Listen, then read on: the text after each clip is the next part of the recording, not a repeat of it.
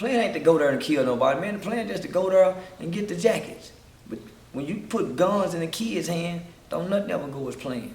Because they don't have a full developed mind to plan anything logically, right? So we never could foresee anybody stopping us. So when this happened, boom, man, what? Well, nigga, I'm the brains of the bunch, right? Okay, nigga, this what we gonna do. We go call and report the car stolen.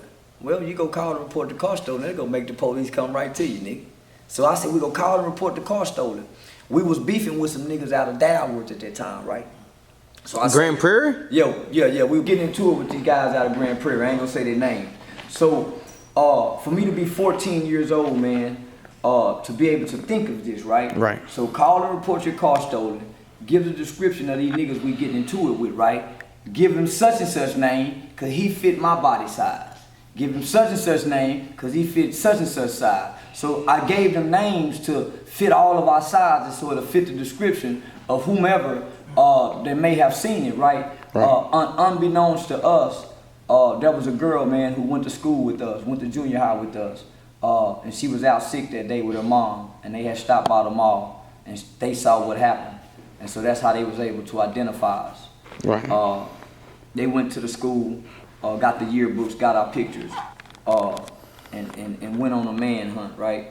So by me telling him to call the police, he did that. So he was the first one to get arrested. Good kid. Because he called the laws. Yeah. He was a good kid. Told him where we were. Had never been in no trouble. He was working at Red Lobster. He was one of the only ones in school that had a little Regal at the time that he worked and paid for. He was his mom's only child. A Buick. Yeah. He ended up dying. He was the only one to get out on bond. Our mothers, during that time, man, 1991, we committed that crime, right? So we had killed the white man. Also, there were some skinheads, a very high-profile case. So both of us had very high-profile juvenile cases. There was 3 skinheads that had killed this black man who had just gotten off of work and was sitting on his truck. So it was a very, very high-profile case. So it was our case, their case. There was another case where 2 white kids was standing up over a bridge. They was dropping boulders over a bridge. They killed somebody. Another one was 2 teenage Latin kings. They had killed this neighborhood watch. So at that time, we was all the children that was in the juvenile system for murder. My friend DJ, man, God rest his soul, he got out on bond a few months after being certified as an adult. Moved to Oklahoma somewhere, man, and I think they say he was hustling, was running from the police and died in a high-speed chase. So he never got to face that sentence. So the actual shooter was 16. He was sentenced to 75 years. The 17-year-old, who was the oldest, he got 99 years just because he was the oldest. Came back on appeal and got 25 years. No, that's good news. Yeah. This is what I learned from that. The world is going to treat you according to who your mom and dad is. They parents was the ghetto parents who come out the projects looking that look, right? So when the judge and the courts and the DAs look out there, they don't have a lot of mercy on our black brothers that come out of those conditions.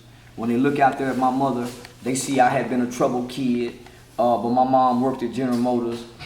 She never condoned the wrong. She never cussed out the people. She was always the Coretta Scott King, upstanding woman. So the courts would have favor, a little bit more mercy on those type of children. So I learned that. I learned that as an early age, as a black boy, man, getting in trouble. I've been getting in trouble with the law ever since 1989, up until now, and I'm 42. So I saw that early, man. So they got tried as adults. So I was sent off into the Texas Youth Commission, which is a state school called Giddings State Home and School.